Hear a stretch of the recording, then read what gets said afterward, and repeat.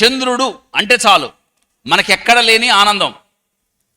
మన భూమి మీద నుండి చంద్రుడు అక్షరాల 3,84,400 కిలోమీటర్ల దూరంలో ఉన్నాడు.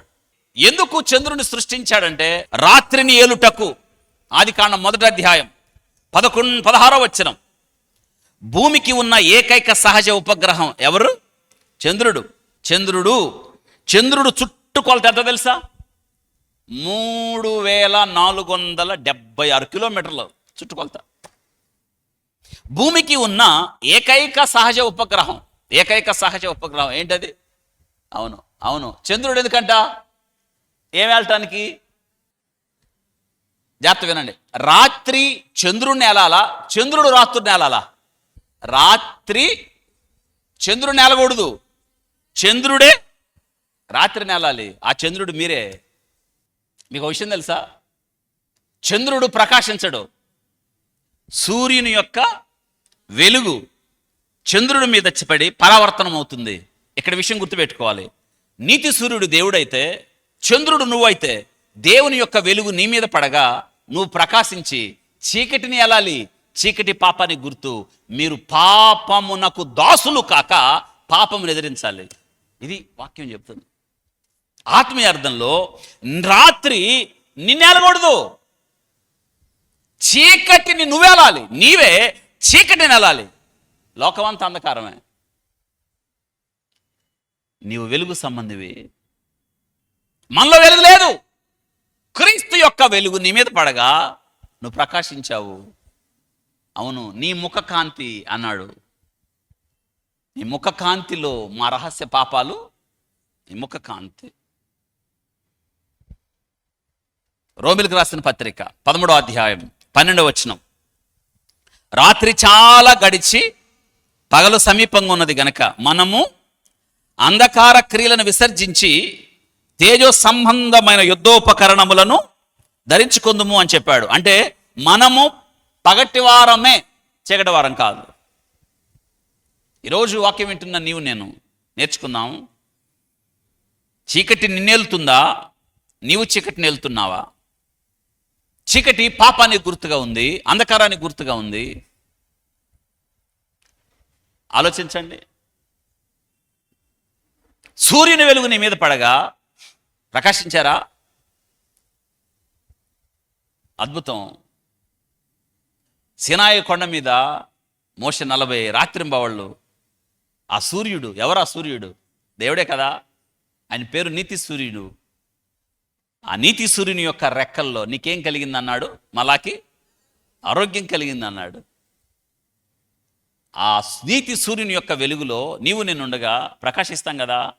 ప్రకాశించే వారమేనా మనం? నువ్వు నిజంగా నువ్వు ప్రకాశిస్తే పాపం నీలో ఎందుకుంది? పాపం నిలబడి చేయాలి కదా. ఇది చాలా అవసరమైన వాక్యం. ఇది నీవు నేను సహజ సిద్ధంగా ప్రకాశమానమైన జీవితాలు కాదు మానే. నువ్వు ప్రకాశించాలంటే నీకు వెలుగు అవసరం. నీ మీద సూర్యుని వెలుగు అవసరం. ఆ సూర్యుడు ఎవరు? దేవుడే కదా. మరి ఆయన వెలుగు నీ మీద పడిందా? ఆలోచించండి. సినాయి పర్వతం మీద ఆ వెలుగు మోషే మీద పడగా మోషే దిగాడు. తను వెలుగుతున్నాడన్న సంగతి ఆయనకి ఇశ్రాయేలీయులు చూడలేకపోయాను. మరి మన సంగతి ఏంటి? రాత్రిని నువ్వు వెళ్ళాలి. ఆ చంద్రుడు నువ్వే కదా. ఒక వ్యక్తిని వర్ణించడం కోసం, ఒక వ్యక్తి బాగున్నాడా, ఒక వ్యక్తి అందంగా ఉన్నాడా, ఒక వ్యక్తి యొక్క విశిష్టతను, ఒక వ్యక్తి యొక్క గొప్పతనాన్ని, అందాన్ని చెప్పడానికి వాడే పదం చుక్కల్లో మీరెవరు? చుక్కల్లో చంద్రుడు ఒకడే. You are so unique on this planet. ఈ భూమి మీద మీరు ఒక్కళ్ళే. ఎవరి అందం వాళ్ళదే, ఎవరి విశిష్టత వాళ్ళదే, ఎవరి యోగ్యత వాళ్ళదే, ఎవరి ప్రత్యేకత వాళ్ళదే. రాత్రిని వెళ్ళాలి. ఐగుప్తులో యోసేపు రాత్రిని వెళ్ళాడు. బా, ఆయన ఏళ్తూ వెళ్ళాడు. పాపానికి దాసుడు కాలేదు. పాపం వస్తా ఉంది ఆయన దగ్గరికి, లోబడలేదు. చివరికి ఆయన మీద ఆ ఇంట్లోనే ఆ యజమానురాలే పాపం రూపంలో వచ్చి నిలబడిను. నేనంటాను, చీకటి వచ్చి నిలబడెను, రాత్రి వచ్చి నిలబడెను, అంధకార కార్యము వచ్చి మన చంద్రుడు, ఆ చంద్రుడి పేరు పెట్టండి, ఎవరు? ఐగుప్తులో మన చంద్రుడు యోసేపు. అదే కదా మరి చెప్పాడు. యోసేపుకు దేవునితో ఉన్న సంబంధం. దేవుడు సూర్యుడైతే